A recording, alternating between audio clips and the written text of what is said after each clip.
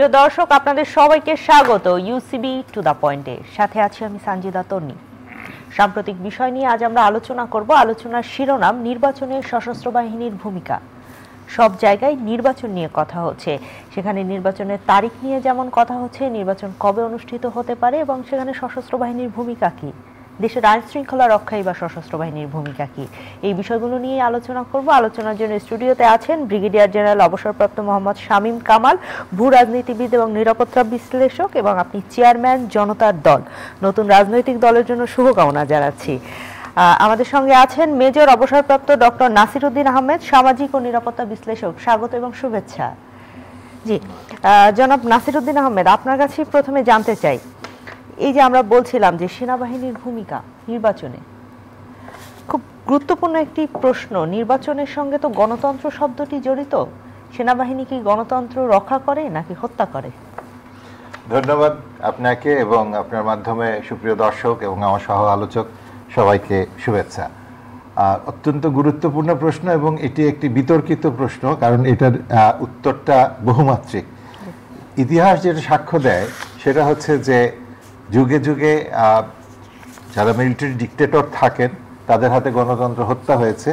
আবার পৃথিবীর ইতিহাস এটাও সাক্ষ্য দেয়, বিশেষত আমাদের বাংলাদেশ সেনাবাহিনীর যে ইতিহাস সেটাও সাক্ষ্য দেয় যে গণতন্ত্র পুনরুদ্ধারে এবং গণতন্ত্র প্রতিষ্ঠায় আমরা শুধু বাংলাদেশ নয়, পৃথিবীর বিভিন্ন দেশেই একটা সফল উদাহরণ তৈরি করতে পেরেছি। যদি আমি নেগেটিভ থেকে শুরু করি, যে এই বাংলাদেশে যারা স্বাধীনতার লিডিং রোল প্লে করেছিলেন, চারজন জাতীয় নেতা, তার পরবর্তীতে শেখ মুজিবুর রহমান এবং এর পরবর্তীতে যারাই গণতন্ত্রের ধারক বাহক ছিলেন, তাদের পরিণতির সাথে কিন্তু সেনাবাহিনীর একটা ভূমিকা ছিল। হত্যাকাণ্ড হয়েছে ৭৫-এ, সেখানে সেনাবাহিনী ছিল। আবার বাকশাল মাধ্যমে গণতন্ত্র একটা ব্লক হয়ে গিয়েছিল, একটা কুক্ষিগত হয়ে গেছিল। নির্বাচন বলেন, গণতন্ত্র বলেন, সব কিছু একটা সীমিত আকারের মধ্যে চলে এসেছিল বাকশালের মাধ্যমে। শহীদ প্রেসিডেন্ট জিয়াউর রহমান যখন আসলেন, তিনি আবার কিন্তু সেই বহুদলীয় গণতন্ত্রটাকে চর্চাটা শুরু করলেন। সুতরাং এখানে আমরা দেখছি যে হি ওয়াজ ম্যান ইন ইউনিফর্ম, কিন্তু গণতন্ত্র চর্চার ক্ষেত্রে তার একটা বিশাল ভূমিকা ছিল। ক্যান্টনমেন্টে জন্ম হয়েছে বিএনপির, আমরা যত কিছুই বলি না কেন, বাকশাল থেকে গণতন্ত্রে ফিরে আসার যেই পর্বটা, সেটার পিছনে একজন জিয়া রহমানের অবদান অস্বীকার করা যাবে না। এভাবে যদি আপনি আসেন আবার পরবর্তীতে ৯০ এবং যে আন্দোলনটা হলো, সেখানেও দেখেন বিএনপি একটা গণতান্ত্রিক দল ছিল, তাকে সরিয়ে দিয়েছে মিলিটারি ডিক্টেটর এরশাদ। আবার এরশাদের বিরুদ্ধে যখন আন্দোলন হয়েছে, তখন সেনাবাহিনী যতদিন পর্যন্ত তার পিছনে ছিল ততদিন উনি সফল ছিলেন। যখনই তিনি এখানে আমাদের সেনাবাহিনী বলেছে যে এনাফ ইজ এনাফ, আর আপনার প্রয়োজন আমরা বোধ করছি না, মাঠে ঘাটে আমরা নামতে পারবো না মানুষের বিরুদ্ধে, ওখানে কিন্তু গণতন্ত্রের আবার নবজাগরণ হয়েছে ৯১ সালে। তারপরে আপনার পরবর্তী ধাপগুলো যায় এবং সর্বশেষ যেই ২৪-এর যেই গণ আন্দোলন এবং অভ্যুত্থান যেটাই বলেন, সেখানেও কিন্তু দেখেন সেনাবাহিনী একটা পর্যায়ে যখন সিদ্ধান্ত নিল যে তারা আর গুলি ছড়বে না গণমানুষের প্রতি, সাধারণ মানুষের প্রতি, সেখানে কিন্তু গণতন্ত্রের একটা চরম উত্তরণ আমরা লক্ষ্য করেছি। এই হলো দেশের পরিস্থিতি। আর বিদেশে আপনি যদি বলেন, কম্বোডিয়ায়, তারপরে ইস্ট তিমুরে সহ বিভিন্ন জায়গায় যেখানে গণতন্ত্র হারিয়ে গিয়েছিল, সেখানে জাতিসংঘের ম্যান্ডেট বাস্তবায়ন করে গণতন্ত্র পুনরুদ্ধার করা, সফল একটা নির্বাচন করা, সব কিছুর ভিতরে কিন্তু বাংলাদেশ সেনাবাহিনী জড়িত ছিল। সুতরাং এক বাক্যে সেনাবাহিনী গণতন্ত্রকে হত্যা করে অথবা গণতন্ত্র জাগরণ করে এটা বলা যাবে না। এটা ইতিহাস সাক্ষ্য দেয়, এটা নির্ভর করে সেনাবাহিনীর আকার, প্রকৃতি, বিশেষত ম্যান অন দ্য হর্সব্যাক বলে একটা বই আছে এসি ফিনারেল লেখা, যে মানুষটি অশ্বারোহী, যিনি সেনাবাহিনী প্রধান থাকেন অথবা সশস্ত্র বাহিনীকে যিনি লিড করেন, তার মন মানসিকতা কি, এটা বিরাট একটা প্রশ্ন। কারণ এখানে আপনার উদাহরণ হিসাবে আপনি অনেককেই পাবেন যারা প্রথমে গণতন্ত্রে ভালো ভালো কথা বলে, দুর্নীতির বিরুদ্ধে জিহাদ ঘোষণা করে, সুশাসনের কথা বলে ক্ষমতায় বসেন, তারপর নিজেই ডিক্টেটর হয়ে যান, গণতন্ত্রের কোনো লেশমাত্র মূল্য দেন না। একাগর সরকারের কথা সেখানে অনেকবার বলা হয়। আমি ফিরবো আপনার কাছে। ব্রিগেডিয়ার জেনারেল মোহাম্মদ শামীম কামাল, আপনার কাছে জানতে চাই, প্রথমে আপনার রাজনৈতিক দল সম্পর্কে একটু জানতে চাই। জনতার দল, আপনার কেন মনে হলো, বাংলাদেশে তো বেশ কয়েকটি রাজনৈতিক দল আছে, নতুন রাজনৈতিক দল গঠন করতে হবে? আপনাকে ধন্যবাদ চ্যানেলের দর্শক শ্রোতাবৃন্দকে এবং সহ আলোচক। আজকের আমরা রাজনীতিতে এন্টারপ্রেনারশিপ আনতে চাই, এটাই হচ্ছে আমাদের লক্ষ্য, কোনো কপি না। কপি এবং এন্টারপ্রেনারশিপের তফাৎ হচ্ছে এটা। কপি হচ্ছে একটা দলকে দেখে একই ধারায় একই জিনিস ফলো করে অলমোস্ট একটা নতুন কিছু তৈরি করা। এন্টারপ্রেনারশিপ হচ্ছে উদ্যোগ, নতুনত্ব কিছু। এন্টারপ্রেনারশিপ থিওরিতে বলে it is something which is not done before anyone. তো আমরা বাংলাদেশের পেশাজীবী মানুষ যারা আছি, মূলত আমাদের দলটার নেতৃত্বে ফ্রন্টলাইনে অনেক সামরিক অফিসার আছেন, সামরিক অসামরিক আমলা, ব্যাংকার, সব পেশা আছেন। মূলত এটা পেশাজীবী একটা দল। পেশাজীবী শব্দটি বলতে আপনি কি বোঝাচ্ছেন? যারা বিভিন্ন প্রফেশনে চাকরি করেছেন, ব্যবসা করেছেন, তাদেরকে বোঝাচ্ছেন? এক্স্যাক্টলি, মূলত যারা বিভিন্ন পেশার সাথে জড়িত। তাহলে কৃষক, শ্রমিক, তারাও আছেন, সাধারণ জনতা, যুবক, তারা সেটাও তো একটা পেশা, তাতে সেটাও তো জীবিকার একটা পেশা। হ্যাঁ, এখানে শুধুমাত্র যে ব্যুরোক্র্যাট থাকবে তা আমি বলছি না, মানে বিভিন্ন ওয়ার্কস অফ লাইফ, বিভিন্ন পেশার মানুষ আমাদের একত্রিত হয়েছে। কিন্তু আমাদের ব্যতিক্রম ধর্মী যে জিনিসটা আমরা চালু করেছি, এখানে সৎ, শিক্ষিত, দেশপ্রেমিক, কর্মজীবন মোটামুটি কলঙ্কমুক্ত, সাহসী এবং জনগণের সাথে সংযুক্ত, এই 5টা ক্যাটাগরিতে যারা কোয়ালিফাই করেন তাদেরকেই শুধু আমরা এই দলে নেতৃত্বের জায়গায় দিচ্ছি। যারা পাস করবেন তারা নেতৃত্বে আছেন। বাংলাদেশী জাতীয়তাবাদ আদর্শ হিসেবে গ্রহণ করে আপনাদের দলটি, যদি বিএনপির কথা বলি, তারাও তো বাংলাদেশ জাতীয়তাবাদী দল, তাদের সঙ্গে আপনাদের পার্থক্য কি? আমরা একটা জায়গায় কারোর সাথে তুলনা করতে যাচ্ছি না। আমরা উদ্বোধনী অনুষ্ঠানে বলেছি, উত্তর, দক্ষিণ, পূর্ব, পশ্চিম আমরা কোনো কিছু বুঝি না। আমাদের লক্ষ্য, উদ্দেশ্য একমাত্র বাংলাদেশ, বাংলাদেশ, বাংলাদেশ।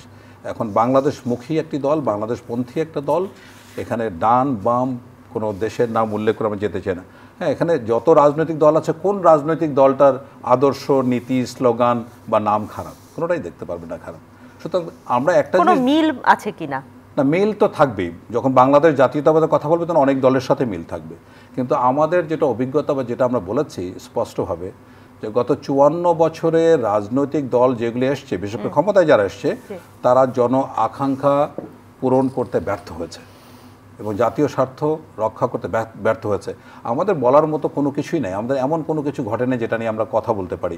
আমাদের একটাই আমাদের বড় বলার মতো বিষয়, সেটা হচ্ছে যে আমাদের যারা এই দলে আছেন নেতৃত্বে, তাদের ব্যাকগ্রাউন্ড মোটামুটি কলঙ্কমুক্ত এবং কোনো বিতর্কিত লোককে আমরা এখানে রাখিনি বা আসার সুযোগই দেয়নি। অনেক আসতে চেয়েছেন, আমরা তাদেরকে বিনয়ের সাথে। তাহলে এই প্রশ্নটি করবই কিনা যে কলঙ্কমুক্ত লোকজন রাজনীতিতে আসেন, তারপরে কলঙ্কযুক্ত হন, জেলে যান, তাদের নামে জনগণ অনেক কথা বলেন, তো আপনাদের এই ভয় আছে কিনা? এই ভয় তো থাকবেই, এই ভয় থাকারই সম্ভাবনা আছে। এখন আমাদের কথা, আমরা এখন যা কথা বলছি, সামনে আমাদের নির্বাচন যেটা আসছে, তাতে আমাদের লক্ষ্য উদ্দেশ্য যতজন ভালো মানুষ পাবো ততটা আসনে আমরা অংশগ্রহণ করব। আমরা অন্যান্যদের মতো বলছি না আমরা 300 সিটে আমরা নির্বাচন করব। আমাদের কোনো ফেইলিওর অপশন নাই, আমাদের কোনো পাস ফেল নাই। আমরা যদি 10টা সিট পাই, 10টা সিটই আমাদের জন্য যথেষ্ট, কোনো অসুবিধা। বাট আমরা অনেক বেশি পাবো আশা করছি ইনশাল্লাহ। এবং আমাদের তাড়াতাড়ি সরকারে যেতে হবে, নতুন অনেক প্রতিশ্রুতি দিতে হবে, এ ধরনের কোনো লক্ষ্যমাত্রা আমরা ঠিক করছি না। এবং যদি আমরা আমাদের কথা থেকে বঞ্চিত হই, 5 বছর পরে আমাদের জনগণ আমাদের ছুঁড়ে ফেলে দেবে। সেটি হচ্ছে আমাদের মানে মূল কথা। এবং আমরা এখানে স্বচ্ছতার কথা একটা কথা বলেছি, যে আমাদের যে দলীয় ফান্ড, এটা আমরা পাবলিক করে দেব। তো এখানে শুধু যারা আসেন তারা শুধু মানে বিতর্কের ঊর্ধ্বের মানুষ, তা শুধু না, আমাদের কর্মকাণ্ডকেও আমরা বিতর্কের ঊর্ধ্বে রাখতে চাই। আপনার দলে সশস্ত্র বাহিনীর অনেক সিনিয়র যারা অফিসার ছিলেন তারা যুক্ত হয়েছেন। বর্তমান সরকারটি কি সশস্ত্র বাহিনী, বিশেষ করে আমি যদি বলি সেনাবাহিনী পরিচালিত সরকার, এই জন্য নতুন রাজনৈতিক দল করলেন? সেনাবাহিনী পরিচালিত সরকার মোটেই নয়। যেটা 111-এর সরকার ছিল, এটাকে সেনাবাহিনীর সমর্থিত সরকার বলতে পারেন। কিন্তু এই এখন যে সামরিক বাহিনী বা সশস্ত্র বাহিনীর যে ভূমিকা, এটাকে সরকারকে সমর্থন করছে। এই জন্যই কি নতুন রাজনৈতিক দল, যেখানে সশস্ত্র বাহিনীর লোকজন বেশি রয়েছে? এইটার প্রেক্ষাপটটা হচ্ছে এরকম যে জুলাই বিপ্লবে একটি অভূতপূর্ণ সুযোগ সৃষ্টি হয়েছে। ছাত্র জনতা যে সুযোগটা করে দিয়েছে, বাংলাদেশের ইতিহাসে কখনো এরকম সুযোগ হয়নি। আমি যে গত 1.5 মাস ধরে যে নতুন রাজনৈতিক দল গঠন করলাম, কোনো জায়গায় কোনোভাবেই আমি কিন্তু কোনো বিড়ম্বনা, কোনো ধরনের হুমকি, কোনো ধরনের ইয়ের মধ্যে পড়িনি। বাংলাদেশের ইতিহাসে আপনি চিন্তা করতে পারেন যে এটা এত পূর্বে কোনোদিন এটা সম্ভব হয়েছে? সম্ভব হয়নি। সুতরাং এখন এমন একটা উত্তম সময়, আমরা যত রাজনৈতিক দল হবে ততই আমাদের জন্য ভালো, আমরা এটাকে ওয়েলকাম করব। কিন্তু কথা হচ্ছে রাজনৈতিক দলগুলি তো কি এক ধরনের, যে সিঙ্গাপুরের যে প্রধানমন্ত্রী বলেছেন, এটা এক ধরনের টেন্ডার দেওয়ার মতো। আমার দল, এই আমার এজেন্ডা, আমি এটা করতে চাই, এটা যারা জনগণ, যাদের লক্ষ্যমাত্রা, যাদের জন আকাঙ্ক্ষা যারা পূরণ করে তারাই সফল হবে, যারা ব্যর্থ হবে তাদেরকে মানে জনগণ মানে ডাস্টবিনে ছুঁড়ে ফেলে করবে। আমি নির্বাচন নিয়ে কথা বলবো, এরপরে ফিরবো আপনার কাছে। আপনার কাছে জানতে চাই, নতুন রাজনৈতিক দল নিয়ে কথা বলছিলাম, সশস্ত্র বাহিনী নিয়ে কথা বলছিলাম।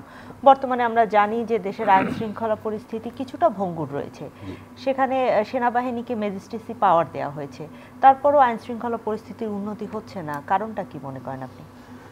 কারণটা একদম সাদামাটা দৃষ্টিতে একরকম, ভিতরের গহীনে গেলে আরেক রকম হয়তো পাওয়া যেতে পারে। তো সাদামাটার দৃষ্টিটাই আগে বলি, সেটা হচ্ছে যে বাংলাদেশে এখন একটা যেই অভ্যুত্থানটা ঘটেছে তার পরবর্তীতে আমরা যেটা দেখেছি যে জনগণ এবং বিশেষত তরুণ যে ছাত্র সমাজ যারা এই বিপ্লবটাকে সামনে নিয়ে এসছে এবং চূড়ান্ত বিচারে সফল করেছে, তাদের একটা আকাঙ্ক্ষা আছে, তাদের একটা দেশ গড়ার মতো নতুন একটা চেতনা নিয়ে তারা এসছে এবং তাদের হাতে অনেক আমরা স্বপ্ন নিয়েই আমরা দেখেছি তারা এগিয়ে যেতে চায়। সুতরাং এখানে আইন শৃঙ্খলা পরিস্থিতি এবং সব কিছু মিলিয়ে একটা স্ট্রাকচার দাঁড় করানোর জন্য একটা বিপ্লব পরবর্তী সময়ে একটু ন্যূনতম কিছু সময় দরকার। আপনি সবচেয়ে বড় যেটা হয়েছে, সেনাবাহিনী কিন্তু আসলে আইন শৃঙ্খলা রক্ষার জন্য ওইভাবে ট্রেন্ডও না, তার ম্যান্ডেটের মধ্যে এটা পড়ে না। সেনাবাহিনীর কাজটা কোনো অবস্থাতেই জনগণকে আইন শৃঙ্খলার মধ্যে রাখার ভাবের জন্য তাদেরকে তৈরি করা হয় না, সেই প্রক্রিয়ার মধ্যে দিয়ে চায় না। এবং তার সবচেয়ে মানে একদম brigadier general must be agreeing with me, আমরা যখন শীতকালের প্রশিক্ষণে যাই বা যখন একটা ছোট্ট সময়ের জন্য পাবলিক, ওখানেই অনেক ধরনের ঘটনা ঘটে যায় যেটার জন্য পরে এসে আমাদের কোর্ট মার্শাল করতে হয়, বিচার করতে হয়। এই সিভিল ফাংশনের সাথে এইভাবে জড়িত হওয়ার মতো মন মানসিকতা আসলে আমাদের সেনাবাহিনী সদস্যদের থাকে না, তারা ওইভাবে ট্রেন্ডও না। তাদেরকে পেলে মানুষ বিভিন্ন সময় এই যে জায়গা জমির সমস্যা, যৌতুকের সমস্যা, বিদেশে পাঠানো টাকা, এগুলো নিয়ে ওদেরকে ব্যতিব্যস্ত করে ফেলতে চায়। তো এগুলো সমস্ত লোভ লালসা বা এই ধরনের বিভিন্ন ধরনের যে প্রস্তাবগুলো থাকে এগুলোকে পাশ কাটিয়ে শুধুমাত্র তার নিজের কাজের দিকে কনসেন্ট্রেট করা, এটা একটা প্রক্রিয়ার প্রয়োজন, একটা প্রশিক্ষণ প্রয়োজন। সেই প্রশিক্ষণটা আসলে সেনাবাহিনীকে ওইভাবে দেওয়া হয় না। এক, দুই নম্বর হচ্ছে সবচেয়ে বড় সমস্যা যেটা হয়েছে আইন শৃঙ্খলা কেন হচ্ছে না, সেটা হচ্ছে সেনাবাহিনী এককভাবে আইন শৃঙ্খলা করতে গেলে মার্শাল ল দিতে হবে। মার্শাল ল দিতে হবে, সেটা শুধু ম্যাজিস্ট্রেসি পাওয়ার দিলে হবে না। মার্শাল ল দিলে স্বাভাবিকভাবেই সাংবিধানিক যেই স্বাধীনতাগুলো থাকে এবং সংবিধানের যে কার্যকারিতা থাকে তা কিছুক্ষণের জন্য বা কিছু দিনের জন্য এটা স্থগিত করতে হয়। দেশের শাসনভার চলে আসে চিফ মার্শাল অ্যাডমিনিস্ট্রেটর বা প্রধান সামরিক আইন প্রশাসকের হাতে, তখন তিনি তার মতো করে বিভিন্ন ধরনের টুলস প্রয়োগ করেন এবং এটাকে একটা জরুরি পরিস্থিতি ঘোষণা করে সেটাকে আমরা যেটা ভাবছি যে এই ম্যাজিস্ট্রেসি পাওয়ার দিয়ে সেনাবাহিনী আইন শৃঙ্খলা পরিস্থিতি নিয়ন্ত্রণ করবেন বা আইন শৃঙ্খলা পরিস্থিতি উন্নতি হবে, আসলে সে ঠিকঠাকভাবে তার কাজটা করতে পারছে না, নাকি ঠিকঠাকভাবে কাজটা করছে না? করতে পারছে না সেটা বলা যাবে না। আপনি সেনাবাহিনী যদি এই মুহূর্তে মাঠে না থাকতো অথবা তার ম্যাজিস্ট্রেসি পাওয়ার সেটা যদি তাকে দেয়া না হতো, তাহলে দেখতেন যে দেশের পরিস্থিতি কী দাঁড়ায়। সেনাবাহিনী যেটা বিশেষত সেনাবাহিনী প্রধান বারংবার যে কথাটা বলার চেষ্টা করছেন সেটা হলো যে we want to go back, আমরা নির্বাচন করে আমরা দেশে আমরা ব্যারাকে ফিরে যেতে চাই। তার মানে অর্থ বারবার এটা মিন করতে পারছেন যে যারা বেসামরিক প্রশাসনে আছেন, বিশেষ করে পুলিশ এবং অন্যান্য বাহিনী যাদের কাজ আইন শৃঙ্খলা প্রতিষ্ঠা করা, তারা সামনে এগিয়ে আসা উচিত, তারা ট্রেন্ড হওয়া উচিত, তারা তাদের ক্লাসিক্যাল যে রোলগুলো আছে সেখানে তাদের ভূমিকা রাখা উচিত। কিন্তু দুর্ভাগ্য যে কারণে আপনি প্রশ্নটা করলেন যে আইন শৃঙ্খলা কেন পরিস্থিতি উন্নতি হচ্ছে না, যে পুলিশের প্রচণ্ড ইমেজ সংকট একটা যেমন আছে, তেমনি আছে হলো তাদের আস্থার অভাব। এখনও পুলিশকে আপনি দেখেন, আপনি সাধারণ রাস্তা দিয়ে যাওয়ার সময়ও ট্রাফিক পুলিশকে দেখলে আগে যেরকম একটু হলেও সমীহ করতো, সেই সময়ের ভাবটা এখন না, একদম সাধারণ একটা মানুষের মধ্যে। তারপর আপনার থানার গেলে বা অন্য কোনো জায়গাতে গেলে আগে যেই একটা মানুষের ভিতরে একটা ভীতি কাজ করতো, বিশেষত যারা অপরাধী ছিল তাদের মধ্যে যে ভীতি কাজ করতো, সেই ভীতিগুলো এখন উঠে গেছে। এখন কিছু হলেই মনে করে যে আমি একটা আন্দোলন করব, পুলিশ সারেন্ডার করতে বাধ্য। তাহলে আমরা তো শুনতে পাচ্ছি যে এই ডিসেম্বর থেকে জুনের মধ্যে নির্বাচন হবে 2026 সালে। নির্বাচনের সময় তো দেশের আইন শৃঙ্খলা পরিস্থিতি আরো খারাপ হয়, সেটিকে কিভাবে সামাল দিবে? এটা আমি আগেও বলেছি আপনাদের এখানে একটা শোতে বলেছি, আসলে নির্বাচন করার উপযুক্ত সময়টা খুঁজে বের করা খুবই কঠিন। এবং আমি এর আগে যখন কথা বলেছিলাম ঠিক তার আগেই গুলশানে একটা বাড়িতে রেড হয়েছিল, একজন উপদেষ্টার ছেলেকে তুলে নিয়ে আসার জন্য মানুষ চলে যায়, একেবারে আমাদের খুব কাছে mob গুলশানে violence গুলো হয়ে থাকে। এই ভায়োলেন্সগুলো হয়েছে এখানে, সুতরাং সেখানে পুলিশ কিন্তু উপযুক্ত প্রোটেকশন দিতে পারেনি। এখন বাংলাদেশে পুলিশের যে ফোর্স আছে, যে সংখ্যাটা আছে, এবং পুলিশের যেই আত্মবিশ্বাস যেটা আছে, এবং তাদের যে কমান্ড স্ট্রাকচার আছে, তাদের যে কমান্ড কন্ট্রোল আছে, সব কিছু মিলে নির্বাচন হলে তো বহুমুখী সমস্যা হয়। একদিকে আপনার মনে করেন যে তাদের কন্ট্রোলটা চলে যাবে তখন নির্বাচন কমিশনের হাতে, নির্বাচন কমিশনের হাতে চলে যাবে, এই নির্বাচন কমিশনের আন্ডারে তখন ডিসিরা কাজ করতে হবে, সেনাবাহিনী যদি থাকে তাদেরকেও সেই স্ট্রাকচারের মধ্যে চলে আসতে হবে, এবং সব কিছু মিলে আসবে নির্বাচন কমিশনের কাছে। নির্বাচন কমিশন এখন পর্যন্ত কিন্তু টেস্টেড না, তারা আজ পর্যন্ত কোনো একটা নির্বাচন কিন্তু করে নাই, করে কোনো প্রুফ করতে পারে নাই যে তাদের ক্যাপাসিটি আপনার মনে কোনো কতটুকু। শঙ্কা আছে কিনা এটি নিয়ে ফিরব। জনাব মোহাম্মদ শামীম কামাল, আপনার কাছে জানতে চাই, নির্বাচন প্রসঙ্গে বলছিলাম, এবং এর আগে আমরা যখন নির্বাচনগুলো দেখতাম, আমরা যে নির্বাচনগুলোকে মোটামুটি সুষ্ঠু নির্বাচন বলি, সেখানে সেনাবাহিনী ডিপ্লয় করা হতো, কিন্তু সেক্ষেত্রে হচ্ছে কিছু বিশেষ অল্প কিছু দিনের জন্য। বর্তমান সময়ে আমরা দেখছি 9 মাস বাংলাদেশ সেনাবাহিনী ডিপ্লয় করা রয়েছে, এবং দুইটি তখনকার নির্বাচনে সেনাবাহিনী এবং ভবিষ্যতে যে নির্বাচনটি হবে তখনকার নির্বাচনে সেনাবাহিনী বা সশস্ত্র বাহিনীর ভূমিকাকে আলাদাভাবে দেখছেন কিনা? সেটা ইতোপূর্বে যে যখন সশস্ত্র বাহিনীকে নিয়োগ করা হয়েছে, এটা হয়েছে ইনএটিভ সিভিল পাওয়ার, 1861 সালের একটা আইন। এখানে আপনার বাংলাদেশ পেনাল কোড 128 থেকে 132 স্পষ্ট বলা আছে রোলটা কি হবে, ইলিগাল অ্যাসেম্বলি কীভাবে মানে বন্ধ করবে বা বাধা প্রার্থীর, এগুলি খুবই সেট টাইপের একটা জব। হ্যাঁ, কিন্তু এবারে যে সেনাবাহিনী নিয়োগ হচ্ছে, প্রথম তো ঘটনার সময় যখন থাকলো, তারপরে যখন ম্যাজিস্ট্রেসি পাওয়ার দিয়ে, এটা কিন্তু একটা ব্যতিক্রমধর্মী অভূতপূর্ণ ঘটনা বাংলাদেশের জন্য। ম্যাজিস্ট্রেসি পাওয়ার যখন দেওয়া হলো, তখন যতগুলি ধারা পুলিশ কাজ করতে পারে ততগুলি ধারা কিন্তু সেনাবাহিনীকে এম্পাওয়ার করা হয়েছে। এটা নিয়ে আমি গত 8-9 মাস ধরে কন্টিনিউয়াসলি, শুধু আপনার চ্যানেল না, অনেক চ্যানেলে আমি বলেছি। ইন্ডিপেন্ডেন্ট টেলিভিশনে আমি একটা ইন্টারভিউ দিয়েছিলেন, সেখানে আমি স্পষ্ট বলেছি সেনাবাহিনীকে যথাযথভাবে ব্যবহার করা হচ্ছে না। এটা খুবই রহস্যজনক একটা বিষয়। যদি সেখানে একটা মডেল বলেছিলাম, যদি সেনাবাহিনীকে প্রত্যন্ত অঞ্চলে বহুমাত্রিকভাবে নিয়োগ করা হয়, তাহলে 15 দিনের মধ্যে বাংলাদেশের আইন শৃঙ্খলা পরিস্থিতি এমন একটা জায়গায় পৌঁছাতে পারে যেটা ইতিপূর্বে স্বাধীনতা পরে কোনোদিন ঘটে নেই। এইটা ভিউ হয়েছে 22 লক্ষ, এবং প্রায় 20 লক্ষ লোকেরা পছন্দ করেছে আমার এই কথাটা। কিন্তু কথা হলো যে কেন পছন্দ, বিকজ আজকে যে মানে গ্রাসরুট লেভেলে যে পরিস্থিতি, সাধারণ মানুষ সবচেয়ে বেশি নির্যাতিত। এখন কোনো একটা রাজনৈতিক দল পরিস্থিতিকে জিম্মি করে ফেলেছে। পুলিশ প্যারানয়েড, পুলিশের কোনো সক্ষমতা নাই। পুলিশ একটা মাত্র জায়গায় শুধু মিথ্যা মামলা যেগুলি হয়েছে তাদের আসামিদের ধরে তাদের কাছে পয়সা নেওয়ার এই কাজটা শুধু করতে পারছে। সো পুলিশ একেবারে প্যারানয়েড, মানে কি এই পুলিশের চরিত্র কোনো পরিবর্তন হয় নাই। এখন তাদের যতটুকু সক্ষমতা, সেই সক্ষমতা শুধুমাত্র এই যে একটা বিশেষ দলের লোকজন যে মিথ্যা মামলা করেছে সেই আসামিদের তাদের কাছে টাকা পয়সা নেওয়া। আমরা বলেছিলাম যদি সেনাবাহিনীর প্রত্যেকটা উপজেলায় 10 থেকে 15 জন একজন ডিট্যাচমেন্ট পাঠায় একজন অফিসারের নেতৃত্বে, সে কিন্তু আপনার আইন শৃঙ্খলা পরিস্থিতি থেকে শুরু করে বিচার ব্যবস্থা থেকে শুরু করে সর্বক্ষেত্রে খবরদারি রাখতে হবে। এই ক্ষমতাটি সেনাবাহিনীকে দেওয়া হয়েছে। বাংলাদেশে কি পরিমাণে সেনা সদস্য রয়েছে? ইতিমধ্যেই তো অনেক সেনা সদস্য ডিপ্লয় করা হয়ে গেছে। প্রয়োজন নাই, এটা মানে একটা উপজেলায় 10 থেকে 15 জন 20 জন, এটা কোনো বিষয় না। যে সেনাবাহিনীর স্ট্রেংথ আছে, আমি স্ট্রেংথ নিয়ে আলোচনা করতে মানে অতটা আগ্রহী নই, বাট এই প্রত্যেকটা উপজেলাতে একটা করে প্লাটুন, আমরা যেটা বলি, একটা করে ইউনিটের দায়িত্বে, একটা ইউনিট একটা জেলার দায়িত্বে থাকবে। বাংলাদেশের 64 জেলা, 64 আমাদের 2 থেকে 3 গুণ বেশি ইউনিট আছে এই তুলনায়। দেওয়া করা এটা কোনো বিষয় না। আমি অবাক হচ্ছি যেটা, যে সেনাবাহিনীর ভাবমূর্তি ভীষণভাবে ক্ষুণ্ণ হচ্ছে।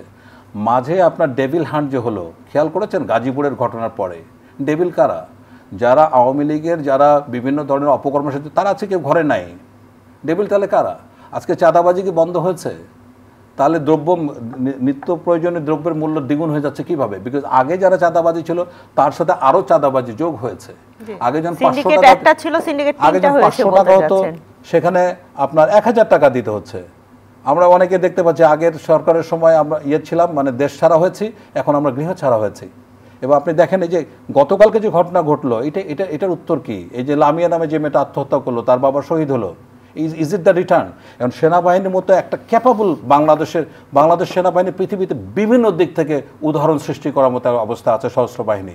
এরকম একটা বাহিনী ম্যাজিস্ট্রেসি পাওয়ার নিয়ে ক্ষমতায় আসবে, মানে নিয়োগ হবে, আর আইন শৃঙ্খলা পরিস্থিতি এত ডেটোরিং, এটা মেনে নেওয়া যায় না। তো সেনাবাহিনীর ভাবমূর্তি ভীষণভাবে ক্ষুণ্ণ হচ্ছে। এই যে মোতায়েনের পরে সেনাবাহিনী জনগণের এত কাছাকাছি চলে আসলেও কি ভাবমূর্তি ক্ষুণ্ণ হয় কিনা? না, সেনাবাহিনী থেকে মানে ওইভাবে নিয়োগ করা হচ্ছে না, তো সেটাই আমার প্রশ্ন। Totally underutilise. যদি তাই হয় তাহলে সেনাবাহিনীকে ইমিডিয়েটলি ফেরত নিয়ে আসা উচিত অবশ্যই। কারণ এই যে আজকে একটা ঘটনা ঘটছে, অনেক জায়গায় আসামি ধরা হচ্ছে যেখানে সেনাবাহিনীর লোক যাচ্ছে, পরে দেখা গেল যে ওই আসামিকে ধরার পরে তার কাছে পয়সা চাওয়া হচ্ছে, পুলিশ পয়সা চাচ্ছে। তাহলে কি সেনাবাহিনীর এটা রেসিডুয়াল ইফেক্ট সেনাবাহিনীর উপরে যাচ্ছে না? সেনাবাহিনী, সশস্ত্র বাহিনী বাংলাদেশের ভরকেন্দ্র, এটা কিন্তু ছিনিমিনি খেলা ঠিক হচ্ছে না। আমার কথা হচ্ছে, যদি সশস্ত্র বাহিনীকে নিয়োগ করা হয়, আমি আপনাকে চ্যালেঞ্জ দিয়ে বলতে পারি, আমি পুরো জাতির সামনে বলছি 15 দিন লাগবে এদেশের আইন শৃঙ্খলা। কেন এটা করা হচ্ছে না? সরকার তো ম্যাজিস্ট্রেসি পাওয়ার দিয়েছে, তাহলে সেনাবাহিনীর কি সাধ্য আছে যে তারা যেভাবে সরকার আজ তার বাইরে কাজ করার? তাহলে হচ্ছে না কেন? হচ্ছে না এখানে একটা বড় ধরনের একটা রহস্য আপনি দেখতে পাচ্ছেন। ডক্টর নাসিরউদ্দিন আহমেদ, আপনার কাছে জানতে চাই, আপনি কোনো রহস্য দেখতে পাচ্ছেন কিনা? সেনাবাহিনীকে নিয়ে কোনো ধরনের ছিনিমিনি বা অন্য কোনো খেলা চলছে কিনা? দেখুন, এই সেনাবাহিনীর রোলটাকে নিয়ে শুধুমাত্র একপাক্ষিক চিন্তা করলে হবে না। এই সেনাবাহিনী কিন্তু জাতিসংঘ শান্তিরক্ষী বাহিনী। জাতিসংঘের ম্যান্ডেট ক্লিয়ার যে কোনো দেশের মধ্যে সেনা শাসন প্রতিষ্ঠিত হবে, সেনাবাহিনীকে দিয়ে সেই দেশের রাজনীতি, অর্থনীতি বা আইনকানুন পরিস্থিতি কন্ট্রোল করতে হবে। সেটা কিন্তু জাতিসংঘের ম্যান্ডেট না, জাতিসংঘ চায় না এটা। 1 2 নম্বর হচ্ছে যেটা, যে আমরা একটা সভ্য জাতি, আমরা একটা সভ্য রাষ্ট্র হিসেবে আমাদেরকে যদি পরিচয় দিতে চাই, তাহলে আমাদেরকে সেনাবাহিনী দিয়ে কন্ট্রোল করে সভ্যতা প্রমাণ করার সুযোগ আসলে নাই। আপনি মনে করেন সভ্যতা প্রমাণ করার সুযোগ নেই? একটি ভিন্ন প্রশ্ন করি। আপনি এর আগে বলছিলেন আমাদের সেনাপ্রধান জেনারেল ওয়াকারুজ্জামান, তিনি বিভিন্ন সময় বিভিন্ন বক্তৃতায় বিভিন্ন বার্তা দিয়ে থাকেন এবং তার কথাগুলো নিয়ে অনেক সময় অনেক আলোচনা হয়। ফেব্রুয়ারি মাসে তিনি বলেছিলেন যে দেশের সার্বভৌমত্ব, স্বাধীনতা হুমকির মুখে পড়তে পারে আমরা যদি একত্রিত হয়ে না থাকি। বাংলাদেশের আমি যদি দেখি যে ভূ রাজনীতিটা দেখি, বর্তমান সময়ে ভারত পাকিস্তান নিয়ে এক ধরনের উত্তেজনা বিরাজ করছে। বাংলাদেশের ভূ রাজনীতি কি দেখেন? কোনো সার্বভৌমত্ব কিংবা স্বাধীনতার হুমকি আছে কিনা? বাংলাদেশের সার্বিকভাবে আসলে তো যে কোনো একটা দেশ যখন একটা বিরূপ বিশ্বের মধ্যে থাকে, তখন তার মধ্যে এক ধরনের স্বাধীনতার প্রতি বলেন বা যে সার্বভৌমত্বের প্রতি বলেন, তার প্রতি এক ধরনের থ্রেট ডেভেলপ হয়। এবং এটার জন্যই কিন্তু মিলিটারি সায়েন্সে আমরা বিভিন্ন ধরনের টুলসগুলো পড়ে থাকি এবং এটা চর্চা করে থাকি। এখন যদি বাংলাদেশে যে কথাটা বললেন, এখন কীরকম পরিস্থিতিতে এখন বাংলাদেশ বিরাজ করছে? আমাদের নেইবার হলো একটা বড় দেশ, যে দেশটা একদিকে এখন একটা মোটামুটি যুদ্ধের মুখোমুখি অবস্থানের মধ্যে আছে এবং তাদের মধ্যে অলরেডি ফায়ার এক্সচেঞ্জ শুরু হয়ে গেছে এবং দুইটাই পারমাণবিক শক্তিশালী দেশ। এই হলো একদিক। ছোট্ট একটা সীমান্ত আছে আমাদের মায়ানমারের সাথে, সেখানেও আপনি দেখেন যে তাদের আমাদের সাথে যে রাখাইন স্টেটটার যেই বর্ডারটা, সেখানে কিন্তু কেন্দ্রীয় সরকারের কোনো নিয়ন্ত্রণ নেই। 90% অলরেডি আরাকান আর্মি দখল করে নিয়েছে। এবং যেটা ভারতীয় প্রচার মাধ্যম এবং বিভিন্ন সামাজিক যোগাযোগ মাধ্যম থেকে বলা হচ্ছে যে এখান থেকে একটা করিডোর করার জন্য বাংলাদেশ সেনাবাহিনীকে দায়িত্ব দেওয়া হয়েছে, তারা সেখানে একটা লজিস্টিক বিল্ড আপ করবে এবং সেটাকে ইউজ করে যারা পশ্চিমা বা চীন বিরোধী, তারা এদিক দিয়ে একটা করিডোর করে রোহিঙ্গাদের সাহায্য করার জন্য এদিক দিয়ে তারা ঢুকবে। কত সেন্সিটিভ একটা ইস্যু তৈরি করেছে। এর আগে তো একবার সেন্ট মার্টিন দখল হয়ে যাবে, সেন্ট মার্টিন দিয়ে দিতে হবে, এই ধরনের একটা ইস্যু তৈরি করা হয়েছিল। এই ধরনের পরিস্থিতি একটা। আবার আরেক দিকে দেখেন, ভারতের সাথে চীনেরও সীমান্তে বিভিন্ন ধরনের সমস্যা হয়েছিল। তাদের যে আধিপত্য ছিল ইয়েতে আপনার নেপালে, সেখান থেকে কমে গেছে। তারপর তাদের মালদ্বীপে তাদের যে আধিপত্য ছিল সেটাও কমে গেছে। এখন অতি সম্প্রতি যেটা তাদের বাণিজ্যের উপর একটা আঘাত এসছে, যখন পাকিস্তান তাদের আকাশপথ ব্যবহার বন্ধ করে দিল। সুতরাং এই সব কিছু মিলিয়ে একটা কমপ্লেক্স সিচুয়েশনের মধ্যে বাংলাদেশ আছে। এখানে বাংলাদেশকে ইউটিলাইজ করার জন্য বা বাংলাদেশের কাছ থেকে একটা ফেভার পাওয়ার জন্য অথবা বাংলাদেশকে দিয়ে একটা সমস্যা তৈরি করার জন্য যে কোনো একটা রাষ্ট্রের বা একটা তৃতীয় পক্ষের ইচ্ছা থাকতেই পারে। আর সবচেয়ে বড় কথা হলো যেটা, যে বাংলাদেশের যে অর্থনৈতিকভাবে যে এগিয়ে যাওয়া, জাতিসংঘে বাংলাদেশের সৈন্যদের এত সুনাম, এত যে কন্ট্রিবিউশন, মিডল ইস্টে যে বাংলাদেশের যে শ্রমিকদের একটা যে কদর আছে বা তাদের যাওয়ার যে সুযোগ আছে, এটা কি প্রতিদ্বন্দ্বী নেই? অবশ্যই প্রতিদ্বন্দ্বী আছে। আপনি আমাকে একটা ছোট্ট উদাহরণ, আজকে আমার লেখাতে আমি লিখেছি এটা, যে 725 জন সেনা সদস্যকে কাতারে যাওয়ার জন্য একটা ঘোষণা অলরেডি চলে এসেছে। এরকম সুযোগ 90-91 সালে যখন উপসাগরীয় যুদ্ধ শেষ হয় তখনও এসেছিল এবং তখন সৌদি আরবের রাজপ্রাসাদ সহ বিভিন্ন স্থাপনায় আমাদেরকে নিয়োগ করার কথা ছিল। কুয়েতে আমরা পুনর্গঠনের সাথে কাজ করেছি। পরবর্তীতে দেখা গেল যেটা আমাদের প্রতিদ্বন্দ্বী দেশগুলো তারা বললো যে এই সেনাবাহিনী তো সুশৃঙ্খল না, তারা কু করেছে, তারা 2 জন রাষ্ট্রপতিকে হত্যা করেছে 75 এবং 81-তে, তারা বিভিন্ন সেনা অফিসারদেরকে, তাদের সিনিয়র অফিসারদের হত্যা করেছে। আমরা এটা অস্বীকার করতে পারিনি। সুতরাং আমাদের যারা প্রতিদ্বন্দ্বী আছে তারা বিভিন্নভাবে আমাদেরকে প্ররোচিত করার চেষ্টা করতে পারে। এটাই হলো বড় থ্রেট। এটাই বড় থ্রেট। অসংখ্য ধন্যবাদ। অনুষ্ঠানের শেষ পর্যায়ে আপনার কাছে জানতে চাই এই বিষয়ে আপনার মন্তব্য কি? বাংলাদেশের সার্বভৌমত্ব কোনোভাবে হুমকির মুখে কিনা, এবং যে ভূ রাজনীতি চলছে? না, আমি তা মোটেই মনে করছি না। সার্বভৌমত্ব অনেক বড় বিষয়, এটাকে প্রোটেকশন দেওয়ার মতো আমাদের সকল প্রকার শক্তি সামর্থ্য রয়েছে। তবে ভূ রাজনৈতিক বর্তমান যে অবস্থা, এটা হলো ভারতের জন্য একেবারে ত্রিশঙ্কু অবস্থা, মানে ভারত ত্রিমুখী আক্রমণের মুখোমুখি আছে। ভারতের কোনো বন্ধু রাষ্ট্র নেই, বাংলাদেশ একমাত্র বন্ধু রাষ্ট্র ছিল। তো এই অগাস্ট বিপ্লবের পরে ভারতের যেটা খুব গুরুত্বপূর্ণ বিষয় ছিল, তাদের দৃষ্টিভঙ্গিটা বদলানো উচিত ছিল। আমরা বাংলাদেশ এখন চোখে চোখ রেখে কথা বলবে, এটাই স্বাভাবিক। বাংলাদেশের যত রাজনৈতিক দল স্বাধীনতার পরে ক্ষমতায় আসছে, প্রত্যেক রাজনৈতিক দল কিন্তু কম বেশি বাংলাদেশের স্বার্থকে নির্লজ্জের মতো বিক্রি করে দিয়েছে। আমরা এমন কোনো দলকে দেখছি না। আমরাও চোখে চোখ রেখে কথা বলতে যে অনেক সুযোগ সুবিধা হারিয়েছি কিনা, ত্রিপুরা আসাম নিয়ে কথা বলার পরে ট্রান্সশিপমেন্ট বাতিল হওয়ার মতো ব্যাপার, কিংবা এখনো ভারত ভিসা, এটাকে আমি তো সুযোগ হারানোর কথা বলছি না, আমি বলছি নতুন সুযোগ সৃষ্টি হওয়া। কি হচ্ছে, যখন আপনার ট্রান্সশিপমেন্ট বন্ধ করেছে, তো বাংলাদেশের যেসব বিমানবন্দর এখনো বন্ধ আছে, বা যেসব চট্টগ্রাম, শাহ আমানত বা সিলেট যে এখান থেকে ট্রান্সশিপমেন্ট চালু হয়েছে, খরচ একটু বেশি হবে, কিন্তু আমাদের বিকল্প পথ তৈরি হলো। কিন্তু এখন দেখুন যে জিও পলিটিক্স অনেক বড় বিষয়। তো এখন চীনের যে উদ্যোগ, পাকিস্তানের যে উদ্যোগ এবং বাংলাদেশের যে উদ্যোগ, সব কিছু কিন্তু ভারত বিরোধী। ভারতের একমাত্র বন্ধু দেশ বাংলাদেশ, সেটা ভারতের হাতছাড়া হয়ে যাচ্ছে। ভারতের মতো একটা গণতান্ত্রিক দেশ ডিপ্লোম্যাটিকাতে এত অপেশাদার আচরণ করবে, সেটা ভাবতেই আমার অবাক লাগে। সুতরাং আমরা সব দিক থেকে অ্যাডভান্টেজ পজিশনে আছি। হ্যাঁ, যখন একটা আমাকে শেষ করতে হবে, আমাদের কিন্তু এই ভারত যখন এসব বন্ধ করে দিচ্ছে, তখন কিন্তু আমাদেরকে লুক ইস্ট, পূর্ব দিকে তাকানোর বিশাল একটা দরজা খুলে যাচ্ছে। সেটা আসিয়ানে হতে পারে, মিয়ানমার দিয়ে চায়নায় হতে পারে, এবং আরো অনেক বেল্ট অ্যান্ড রোড ইনিশিয়েটিভ। অসংখ্য ধন্যবাদ আপনাদের দুজনকে। প্রিয় দর্শক, ইউসিবি টু দ্য পয়েন্ট থেকে আজকের মতো বিদায় নিচ্ছি। আমরা শুরু করেছিলাম নির্বাচনে সশস্ত্র বাহিনীর ভূমিকা। নির্বাচনের আগেও বর্তমান দেশের যে রাজনৈতিক পরিস্থিতি রয়েছে, সেখানে সশস্ত্র বাহিনীর ভূমিকা কি, সেই বিষয়ে আমাদের সম্মানিত আলোচকরা আলোচনা করলেন, এবং পাশাপাশি একটি অবাধ সুষ্ঠু নির্বাচনের জন্য সশস্ত্র বাহিনীর কি ভূমিকা হতে পারে এবং ভূ রাজনীতি নিয়ে আলোচনা করলেন। আপনাদের সঙ্গে আবারও নিশ্চয়ই দেখা হবে। শুভকামনা।